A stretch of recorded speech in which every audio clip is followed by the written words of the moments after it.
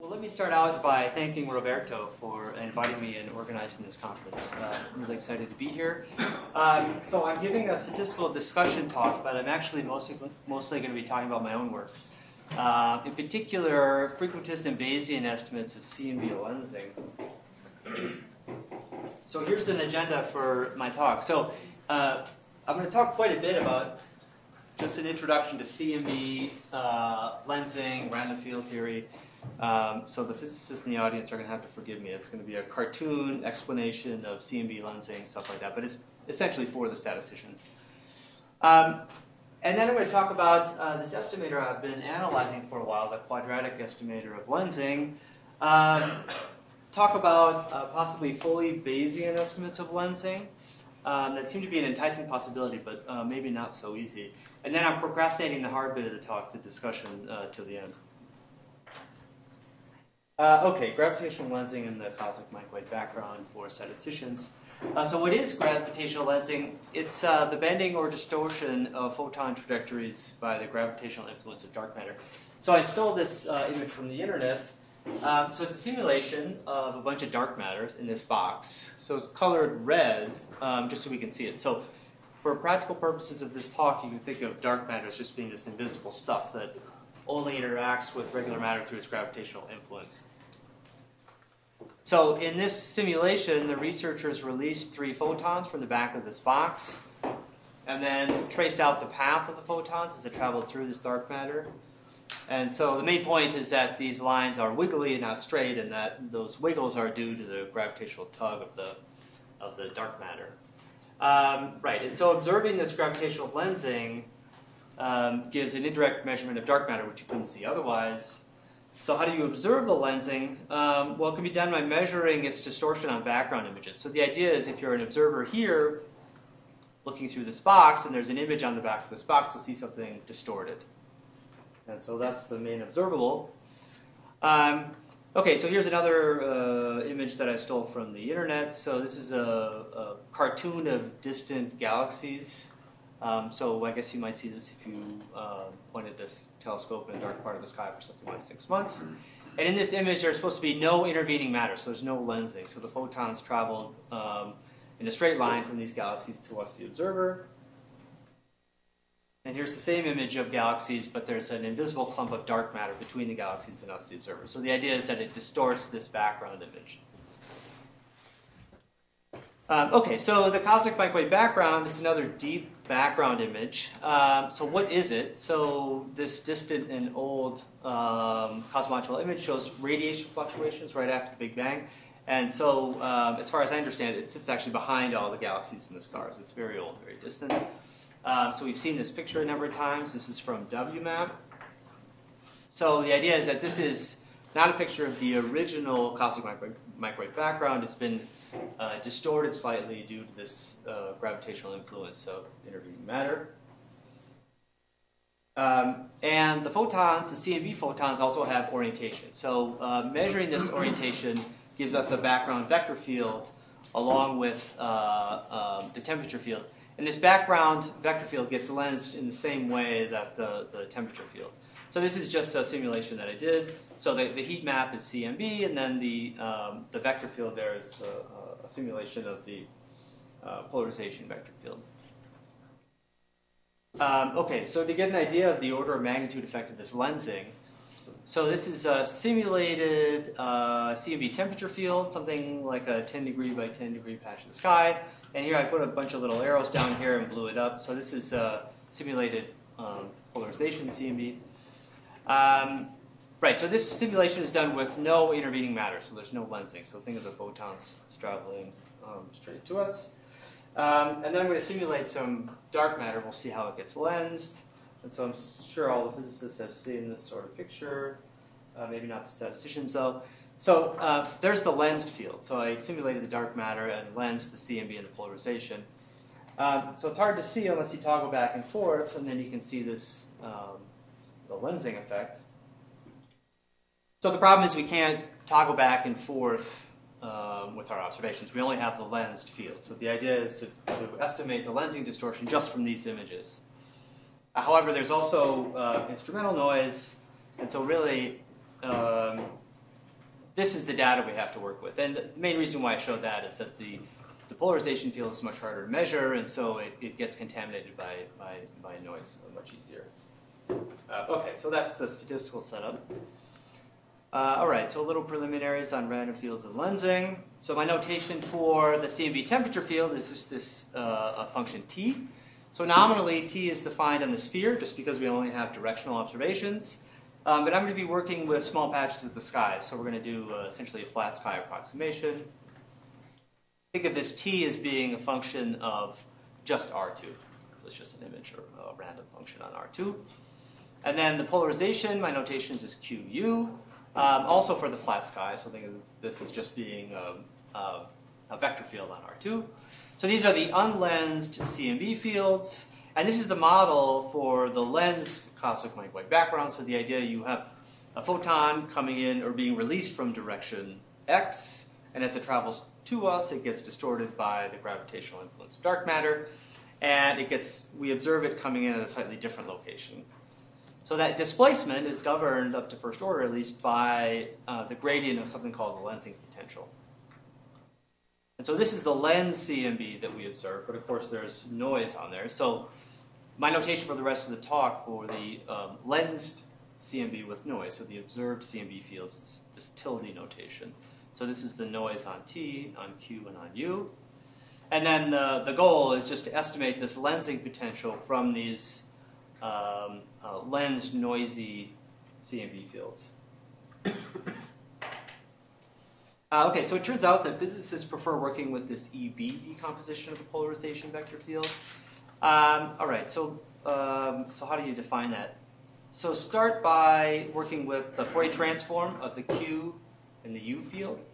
So physicists use this handy notation where they use the same function name for the pixel space version and the Fourier transform. And the way you can tell you're working with one or the other is how the arguments are applied. So if you have parentheses and arguments like x and y, you're working with the real space version of the function. If you have subscripts with arguments like L or K, you're working with the Fourier transform. So here we have the Fourier transform of Q and U. Actually, this is really handy in statistics because in mathematics, typically Fourier transform has a hat. Right? That looks like an estimate. So this is actually quite convenient. Okay, so here I'm taking the Fourier transform of Q and U. And then the E and B field are defined by the Fourier transform, so it's just pointwise linear combination of the Fourier transform of the Q and the U. Okay. So you can think of this E field as essentially measuring the divergence of this Q and U vector field. That's not quite right, but I think it's a good heuristic. And the B field is measuring the curl of this. And then the idea is that physics predicts that the unlensed B field is very small. And in the simulations that I'm showing you here, I'm supposing that the B field is exactly 0. And so the B field is a very informative probe of lensing. And one of the reasons is that lensing introduces non-zero B field fluctuations. Okay, so here's this unlensed CMB simulation that I showed you before, and I've converted the E and B fields and shown them here. It's a little small little box that I'm representing the E and B fields. So this is 0. Stipulated at 0 in my simulations, and just, you can't really see the axes, but minus 25 to 25, and well, this is all 0, but the axes are minus 1.5 and 1.5. So this is with no lensing, and if you lens it, so the E field, so these get distorted. Actually, the E field doesn't get distorted like remapping of the coordinates. It's a little more complicated, but the main thing is that this B field has non-zero fluctuations now. And that sort of tells you why this is really informative for lensing. So if I show you a picture like this, the fluctuations that you see in the B field are due exclusively to lensing. Right? Whereas if you look at the fluctuations here, it's predominantly due to the CMB unlensed field, right, with a little bit of complicated mix of lensing. So that's why this B field is very informative. But this is what happens when you add instrumental noise. So the noise that I'm adding here is close to the South Pole Telescope noise. So it completely swamps out this B field. So it's almost like nature's teasing us. The most informative piece is the hardest to measure. Okay, so this is like the data that we're working with. But Sorry, so does the noise for what? Cannot be the Stratford pole because it doesn't have a polarimeter. Sorry, this is a SPT pole. So it's like 5 mu k per arc minute for the temperature map, and then multiply by square root of 2, or the E in the B field. Is that about right? And what scale have you put? What is what? What scale have you put on noise? What is? I'm very surprised because the SPT pole should see that big mode that you are after is the high signal to noise. Well, very high, as at multiples of 1,000. Well, first of all, okay, so just observing it this way, I think is misleading because you're really seeing all the high frequency noise. If I were to show this in you know, the spherical harmonic transformation, the Fourier transformation, some of the high frequency terms would actually be measurable relatively well. No, that's fine, but so look, the B field from lensing should be roughly similar to the E field. I can see the noise. No, I can see the E field, but I don't see the B field, so that's what I don't understand. Well, but the fluctuations here due to lensing. So I'm supposing that the B field is completely zero. So even if you took the primordial value, they don't overlap each other, so it's irrelevant. So you're saying that the lens B field fluctuates in the same order of magnitude as the E field? At multiples of 1,000, at the small scales. Oh, at the small scales, okay. But, well, let's see. So this is about a 10 degree by 10 degree patch of the sky. Let's see, I don't know. Can someone figure out what the multipole corresponding to these... I mean, so you're seeing the low multiples here, right? No, but I'm saying you put the noise back. Put the noise back again. I was expecting the B simulation to be roughly similar to the E field simulation. Well, but here you're... because here, effectively, you're looking at the spatial scale that corresponds to relatively low L, I guess. Yeah, that's these fluctuations. I mean, if I filtered out low multipole, then these probably look the same. At least that's plausible. We can talk about it. Okay.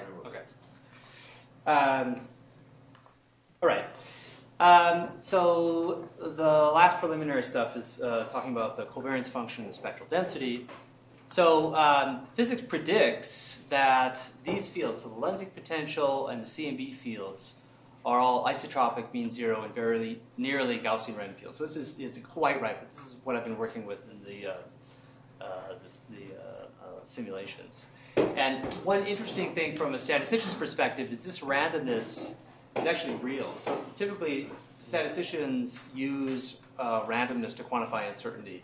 You know, they put an epsilon term, Gaussian error in a regression model, but that's just to incorporate things that you haven't measured.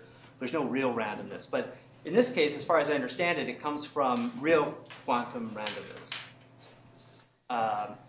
So physics also predicts models for the autocovariance functions for these fields. So this is my notation for the autocovariance function for the lensing potential, the T and the E and B. These autocovariance functions just tell you the covariance of the field observed at two different locations. So in this talk, all the unlensed CMB fields, I'm supposing, are independent of one another, except for the T and the E. And so that physics predicts the correlation structure, cross-correlation structure for those. So here's a picture of the autocovariance function for the temperature map. So the x-axis I have skylag in radians. So I'm not showing you, so I'm only going to 0.5 lag in radians. And on the y-axis, covariance. And here's the simulation of the temperature map. So this is what it looks like, the autocovariance for the E field. So it dies out really quick, actually becomes negative for a while. And here's the simulation of the E field. And then here's a simulation of the lensing potential, that's what we're trying to estimate, and the covariance structure of the lensing potential. So actually, a couple years back, Alan gave a discussion of my talk, and I don't know if you remember, but I put a plot like this of the autocovariance structure for the lensing potential, and I did a complete rookie mistake in statistics, at least. I didn't have the axis go all the way down to zero. I don't know if you remember that. But you were very gentle with your discussion, so thank you. But okay, so the last thing we need, the spectral density. So in this slide, capital X, capital Y is just a generic placeholder for any one of these four fields. So the spectral density, or cross-spectral density, is defined simply as the Fourier transform of the autocovariance. So here I have the covariance structure, taking the Fourier transform, and I get the spectral density here. And so the spectral density is very useful in this CMB data set. So, okay, what does the spectral density tell you? So the idea is if you take one of these fields, take the Fourier transform, the expected value, I'm using E for expected value rather than angled braces. It's more common in statistics. The expected value should be 0, and then you have this nice identity.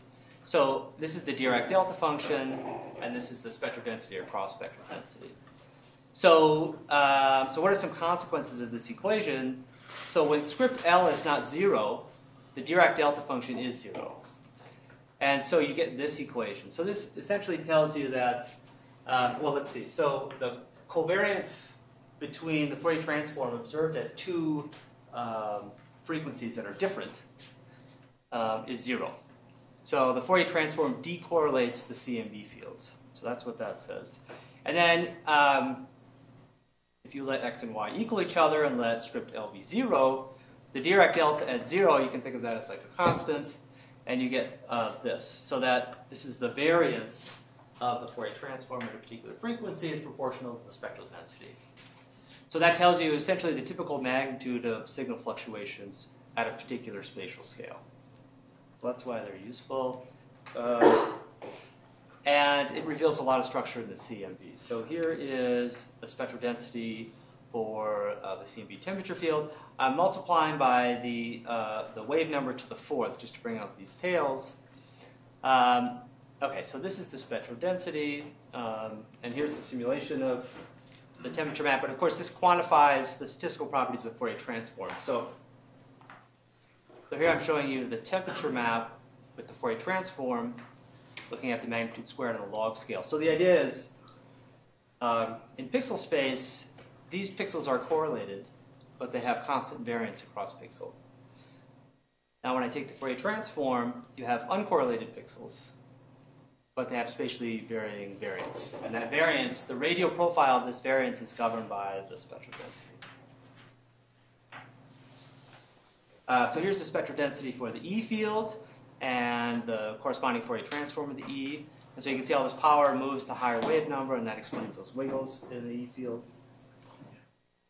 Here's the spectral density for the lensing potential. There's actually a peak here that I'm not showing. And then the Fourier transform. So the idea is that there's power concentrated near the origin, and that's why you have these correlation across long spatial scales.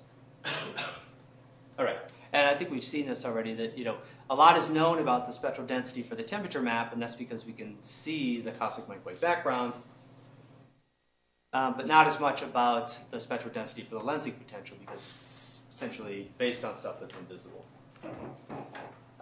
Okay, so there have been some recent estimates of CMB lensing, the lensing potential, and I guess on Thursday when Plan comes out, there'll be even better estimates of this. So here, this is a picture from Sudip Das et al. So here is it's related to the spectral density for lensing potential. And here the same thing with from Alexander Van Engelen et al. So this bottom one is from the SPT telescope, and this top one is from the ACT. Okay, so there's some past literature in statistics on this problem of a distorted isotropic random field. So I was involved in some of this research. That's what got me into looking at the CMB. So, but there's a difference, and the past assumption has generally been that you have a really rough background field and a very smooth distortion. So this is one of the images from one of the papers. So this here is a distorted isotropic random field, and here's an estimated distortion field, and here's the estimated isotropic field. So this looks a lot like, at least there's some similarity in the lens CMB problem. But in the current situation, in some sense, it's a smooth background field with rough distortion. So it's kind of the opposite assumption. So when I initially started this, I was trying to see if some of the estimation methods in this old statistical literature would apply to the lensing CMB. So we explored some local likelihoods to try and recover the warping from the lens CMB. And they actually worked quite well. The only problem is they were pretty computationally challenging. And the way it worked essentially was you divided up your image into small little regions, and then you applied a linear approximation to the warping, which meant that the behavior of the field locally was like a matrix transformation of the coordinates. And then you estimated that matrix, and then stitched them all together. I actually thought this method would really beat the current state-of-the-art quadratic estimator of lensing. And the more I played around, so this was a competitive method, but it couldn't beat it. And I actually fell in love with the quadratic estimates, so that's what I want to talk about now. Okay. So there are 5 quadratic estimates obtained by pairing two fields, two lens CMB fields. There's actually one more. There's B paired with itself, but it's so noisy that people just discard it. And okay, so these estimators were derived by Hu and Akimoto 2001-2002. So for the statisticians in the audience, these are physicists. I really wish a statistician would have invented these estimators because I think they're exotic and really fun to analyze. Okay, so I'll give you a short derivation of how these estimators work, just for the TT estimator. So remember T tilde, that's the observed lens CMB field. So here's the noise, and that's the lensed CMB. So to derive the estimator, you start by doing a Taylor expansion to this field here. Okay, so observations, you have the noise, and then the first term in the Taylor expansion is the unlensed CMB field. Okay, so these two together are isotropic. So I'm assuming in this paper that the noise here is isotropic, which is maybe not so much of a realistic assumption, but let's work with it for the time being. Okay, so these are isotropic, and then the next term from a Taylor expansion of the lensing effect is this. So you get the gradient of T dotted with the displacement field. Okay, so that's the first term that's not isotropic when you condition on the lensing potential. So taking the Fourier transform of both sides, you get the Fourier transform of the observations. This isotropic bit, since the Fourier transform spatially decorrelates, this term is uncorrelated across frequency. When you take the Fourier transform here, this product turns essentially into a convolution. And this term is the first term that is spatially correlated. And you can sort of see that correlation. You know, this T sub L, that's spatially uncorrelated. And then you're convolving with this, right? So you're sort of like locally averaging and inducing correlation across frequency. And so the quadratic estimate takes these observations.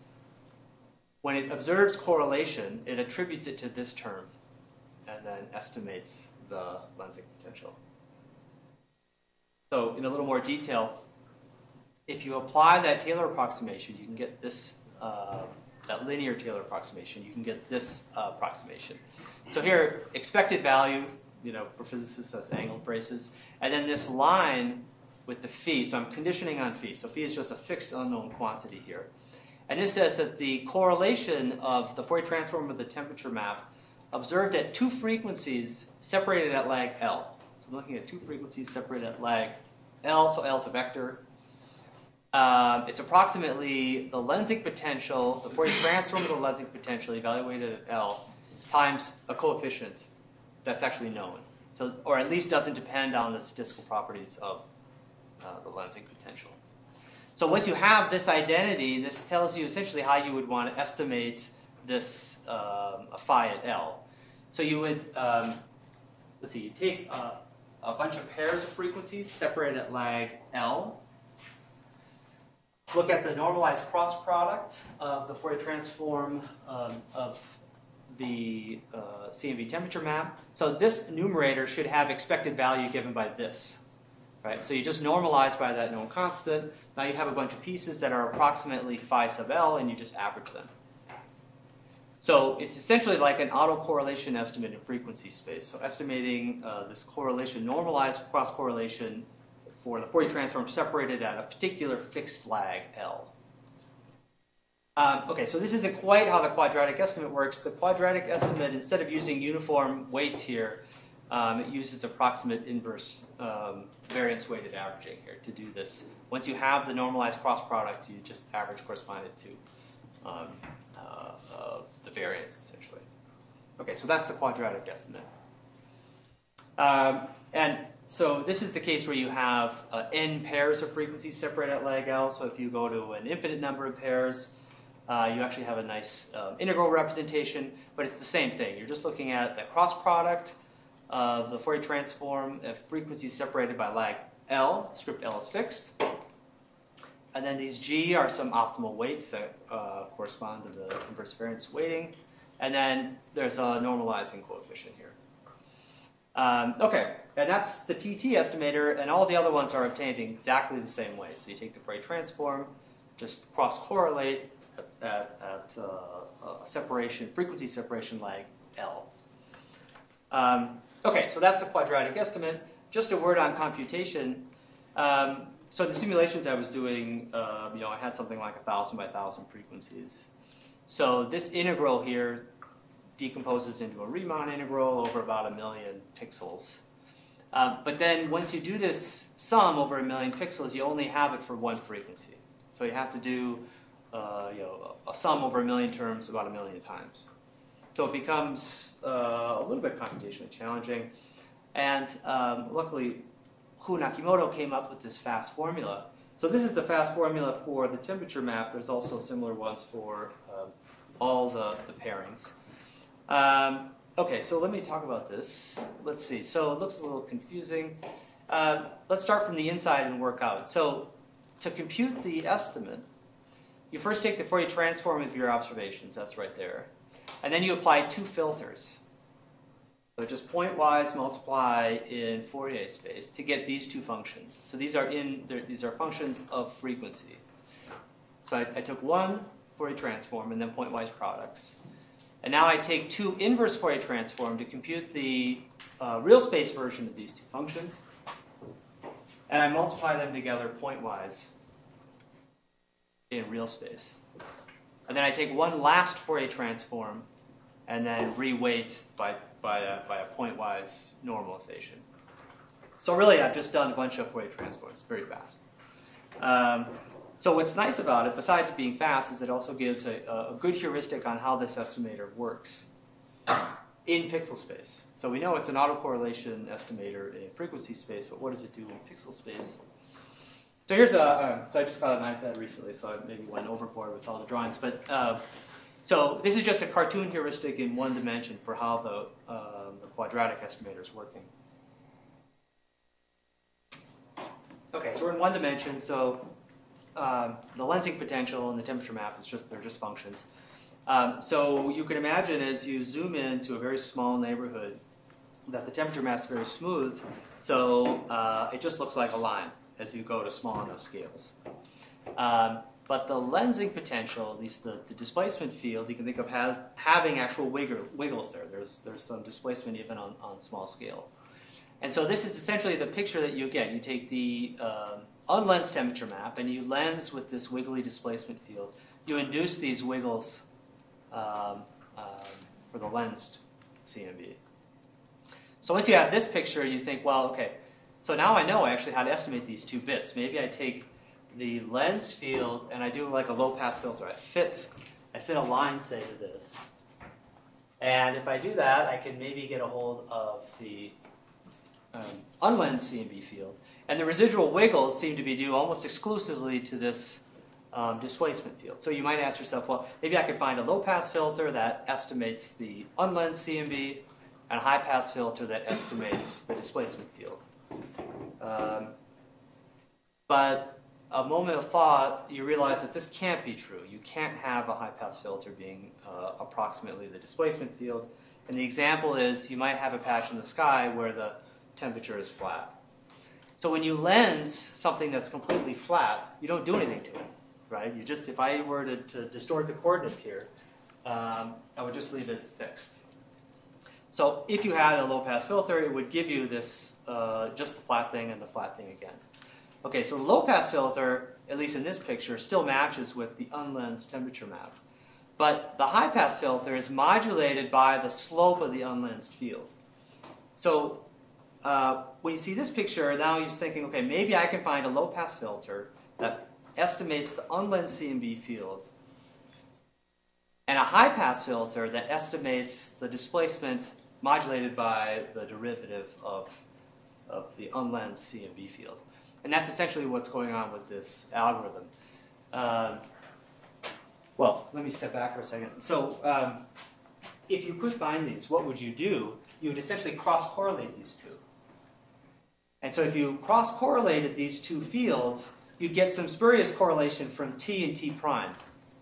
And so you'd want to renormalize to get that out of there.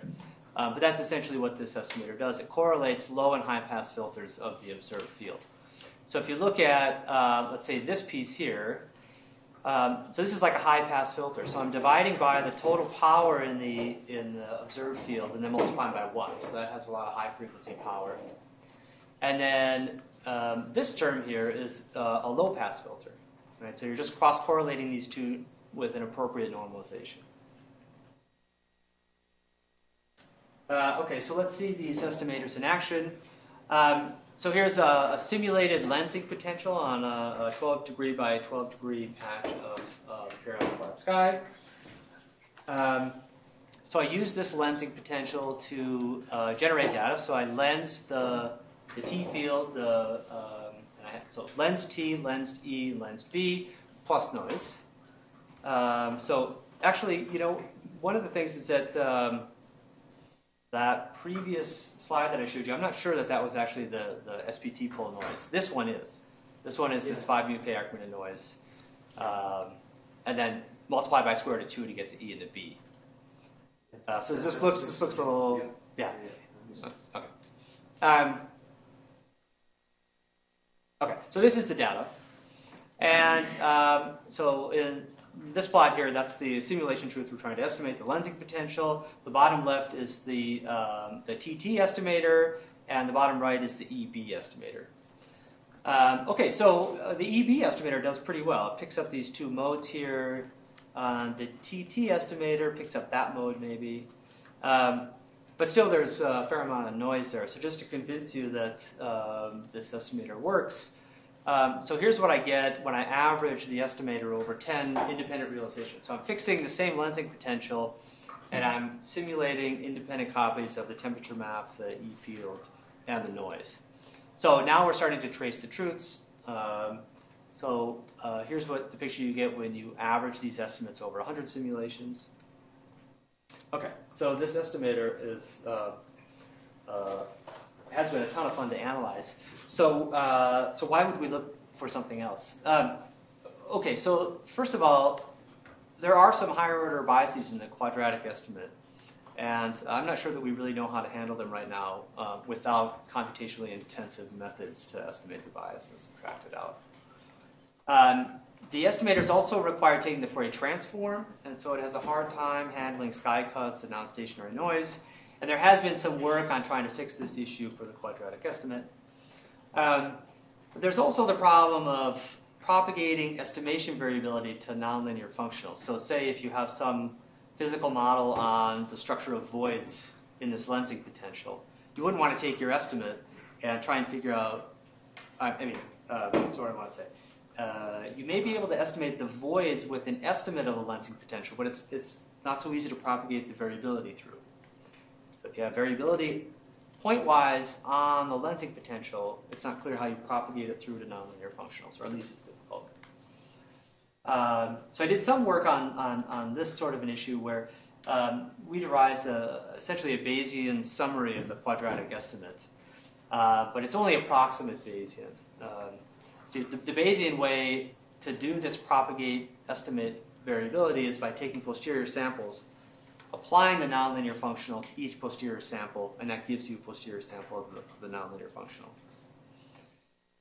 It would also be nice if we could deal with uncertainty in everything. So the spectral densities for the temperature map, the lensing potential, the unknown unlensed T field, and then of course the unknown lensing potential. Okay, so the pretty natural way to try and approach this problem is through fully Bayesian estimate. So I'm looking right now, so this is the challenge. So what I'm looking to try and do is find a pixel space Bayesian lensing estimator that is not too computationally intensive. I do know that Ben Wendelt has worked on Bayesian lensing. So his work is not out yet, I don't think. So I don't want to talk about it too much, but his way of doing it is going to be different than I'm proposing. And what I'm hoping to get is something that can be done on a laptop computer. Okay. All right, so I'm going to illustrate why sort of the Gibbs sampling method seems a promising way to do this Bayesian lensing, but maybe it's not so easy after all. Okay, so let's just focus on the case where the temperature map and the lensing potential are the only unknowns. So no spectral densities or no polarization. I think once you can solve this problem, you can wrap in everything else pretty easily. Okay, so to do a Gibbs sampling of this posterior distribution, so that P, that's probability distribution, T tilde, that's our data. So the posterior distribution on these two unknowns given our data. So the Gibbs approach would be to iteratively sample between the conditionals. So, so imagine an algorithm. So at the ith stage, we have a posterior sample from the lensing potential and the unlensed temperature map. And then you sample from these two conditionals. So you condition on the lensing potential, and then try and simulate from the posterior on the temperature map. And then you use that simulation, feed it into this other conditional. So you condition on the unlensed temperature map, and you try and simulate from the lensing potential. Okay, so let's look at each conditional individually. So for this conditional, the lensing potential is assumed known. So when the lensing potential is assumed known, you have this structure for the data. So these lens coordinates are actually all known observation locations. Right, so the data essentially is just a noisy version observing the unlensed T, the temperature map. But you're observing it on an irregular grid, a known irregular grid. So this is just, at least in this talk, I'm assuming N is Gaussian. Let's assume that T is Gaussian, the unlensed field's Gaussian. This is just a Gaussian prediction problem, right, with irregular observation locations. So the irregularity of the observation locations may make this a little bit computationally challenging, but people have worked with this sort of a problem quite a bit, especially for the Gaussianity.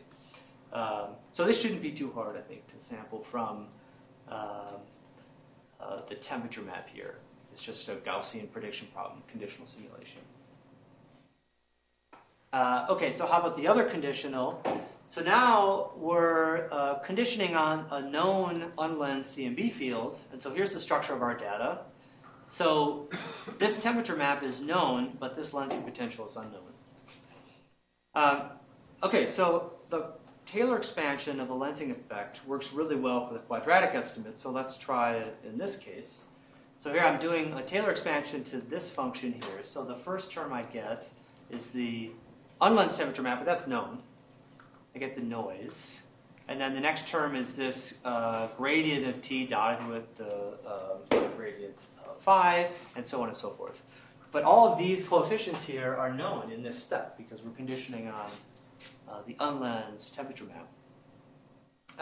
And in particular, so the quadratic estimate just throws away all these other terms. So what if we do that? So if we do that, then really, so our observations are just Gaussian noise corrupted observations of a known linear functional of this. This is just a linear function in the unknown. So this isn't really a hard problem either. It's a Gaussian prediction problem. Okay, so since this Taylor expansion seems to work so well for the quadratic estimate, you might expect it to work well here. It actually turns out that Taylor approximation is not very good at all. The Taylor series converges very slowly. And so why does the quadratic estimate work? Well, there's actually other reasons explaining why the quadratic estimate works so well. And so I want to talk about that in a sec. So I came across this when I was trying to essentially analyze in the quadratic estimate and trying to derive simulation-based techniques for understanding the higher order bias in the quadratic estimate. Okay, so let me illustrate why the linear Taylor approximation does not explain why the quadratic estimator works well. So this is an old slide. It shows the true simulation truth lensing potential and the average of the quadratic estimate over 100 realizations. So here in these simulations, I'm doing all orders lensing. So I'm simulating a high resolution temperature map and then interpolating to get this displacement. And it works pretty well. This is the picture that I get if I simulate just with linear lensing. And so the color is completely saturated here, actually. It's pretty big. So the TT estimator doesn't work at all now when I simulate from the very model that was used to derive it. The EB estimator, so I'm simulating also not only linear lensing, but also, the linear Taylor approximation in T, but also for E and B. The E doesn't change at all, so this is, was mysterious to me. And here's what I get when I simulate including the quadratic term. So it still is all screwed up. Okay, so here's why. So this is just a generic representation of the Taylor expansion. So delta JT is my notation for the Taylor term that's of order J in phi. And so in particular, this approximation, so the observations being delta 0t plus delta 1t, that's that linear approximation that was used to derive the quadratic estimate. Okay, so if you take the Fourier transform everywhere, you get this handy subscript notation. And so you can expand this expansion within the quadratic estimate and recollect terms and get an expansion for the quadratic estimate. So these script L's, these are terms that are, so the superscript, so script L super 2, that's a term that's order 2 in phi. So they're grouped by the order of phi. So it's pretty easy to figure out what the expression is here for these script L's. So it turns out each one of these script L's you can simulate very quickly. And that's essentially because these Fourier transform of the individual terms in the Taylor expansion are really easy to simulate, right? It's each one of these terms in pixel space is this pointwise product, and then you just take the Fourier transform. And then you have to slightly adjust the quadratic estimate to take non-symmetric arguments, but once you do it, this script L is just very easy to simulate. So here what I'm showing you is the spectral power in each one of these terms. And it's color-coded. So L0, that's the red. L1 is the blue. L2 is the green, and the green's down here. And then the remainder is the black down here. And this is when you simulate to all orders of lensing. Okay, so is everybody, oh, and by the way, this term is the true spectral density. So this L1 term is what gives you the estimate of phi. Right? You want this to be close to phi, so order 1 in phi, and that's what that term gives you. This is just a nominal noise level. So you really want all these higher order terms to be small. And when you simulate from all order lensing, they are small, and that's really good. So now I'm going to, instead of simulating from all orders lensing, I'm going to simulate from the linear, and we'll see what happens. So when you simulate from just the linear terms, this thing's huge. Okay? And it totally swamps this important term. So let's see what's going on with that green term when you simulate just from linear, the first two terms in that Taylor expansion. So here's L2, and it's plotted down here, the spectral power. So you can decompose it into two terms. So this first term is delta 1t crossed with delta 1. And that's actually shown as a solid blue line here. And then this is delta 2 crossed with delta 0. So these terms are shown as the dashed blue line here. So what's incredible is these two annihilate each other. They completely cancel to make this small remainder term. The problem is, so you can actually analytically show that they should actually cancel. So when you simulate from linear lensing, that piece drops out 5 minutes, thanks. And this is what you get left. So you wreck that cancellation that happened. So what was going on with EB terms? With the EB, both of these guys are small, so it doesn't matter if you wreck the cancellation. And so the same thing happens for the higher order terms too. So it's even if you truncate after the quadratic term, you still get this higher order terms crossing with the lower order terms and then canceling with these middle terms here. So I was really surprised when I saw this, and it's really enticing as a statistician to understand when this happens and why is this cancellation happening. But my main point here is that this Gibbs step, by truncating this Taylor expansion, is not going to work. It only works by magic, essentially, in the quadratic estimate because there's this cancellation going on. And so this is, I was just trying to think of a concrete problem that if anybody wanted to work on it, work at it here or at the bar or while skiing. But it would be great to be able to do this conditional step. And I think once you have that conditional step, you could really run, do Bayesian lensing estimates relatively quickly. Okay, 5 minutes. Here's my statistical discussion. This is what I was supposed to talk about. I procrastinated because this is very hard. So statistical discussion. So we saw 3 talks, Alan Hebbins, Casey Mandel, and Mike Hobson. So the stuff that I'm going to say is really essentially superficial. I'm just trying not to say something silly. Okay, so I liked all 3 talks.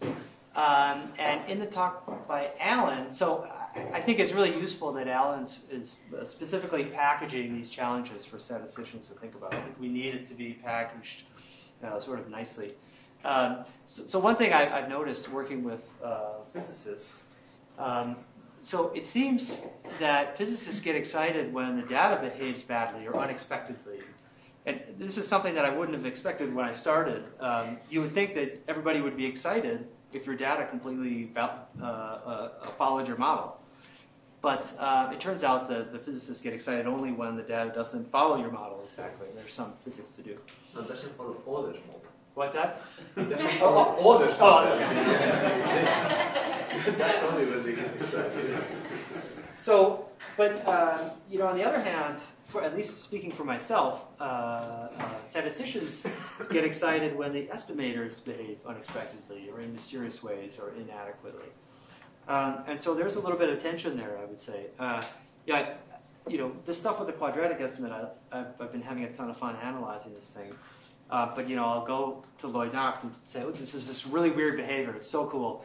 And he would be like, oh, great. Like, I just want to do science with it. I don't want this thing to be all wrecked. You just fix it and make it work.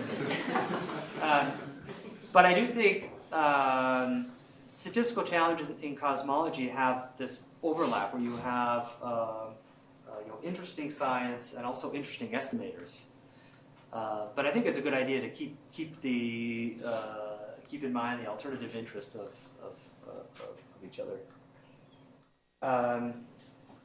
Okay, the talk by Casey Mandel. So I think one of the things that came out of this is the power of hierarchical Bayes. And so I've only really realized this myself. So, it's one thing when you have random effects, and then the hierarchy is almost necessary somehow. But a lot of people use hierarchical Bayes in the case where you just have an unknown parameter. You put a prior with unknown parameters, and then you put a prior on those hyperparameters.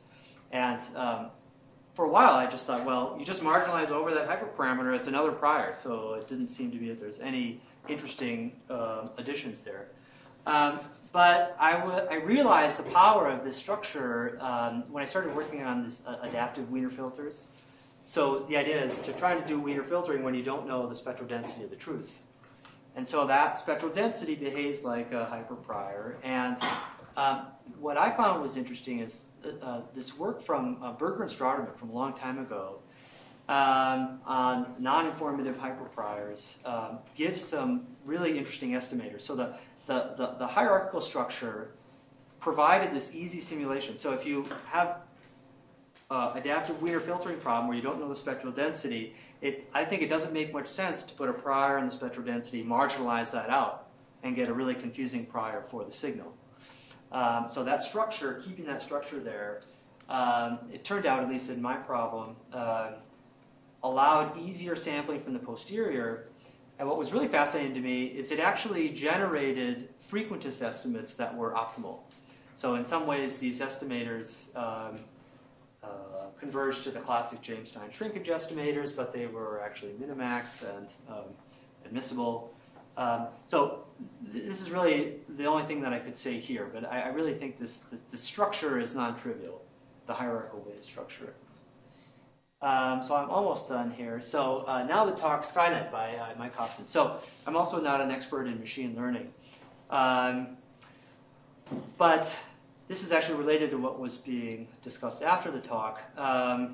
My impression is that these algorithms, Skynet, Multinest, Bambi, actually could be really useful for statisticians in general.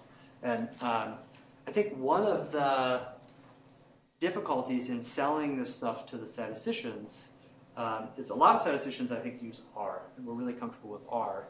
And it seems that the physicists tend to use these Python, C, and Fortran. I'm speaking about generalizations here, so keep that in mind. But so it would be nice if we could get the two groups together. I don't know if you want to write it in R and submit it as an R package, but that would be a good way to get more references to your paper, for example. But I really think this statisticians should look at this stuff and try and see if it makes their life easier. Okay, so thanks a lot.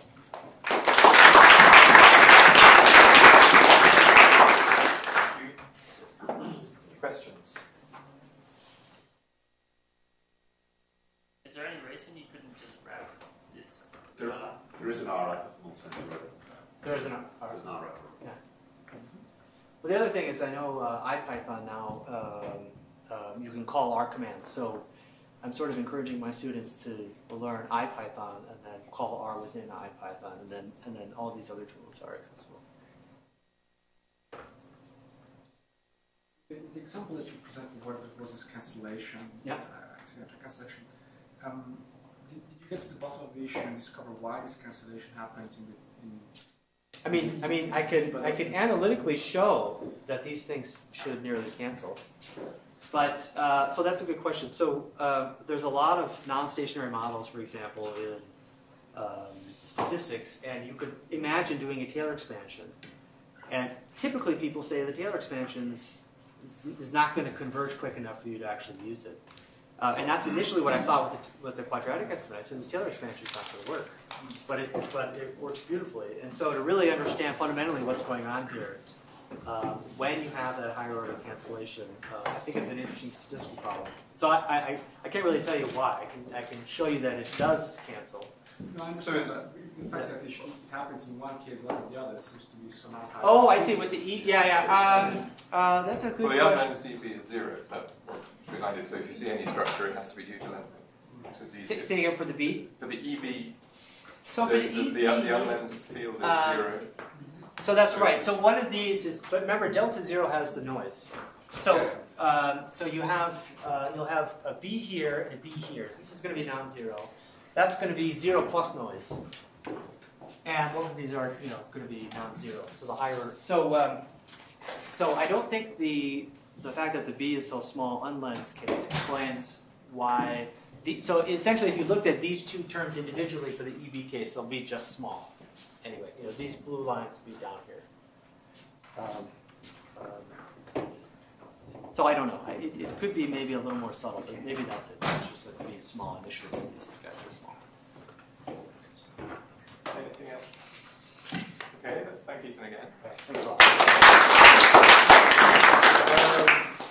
It's quite a long session. Roberto, can we slip by 5 minutes and just have a quick break, do you think? Of course, yeah, absolutely. So you can reboot your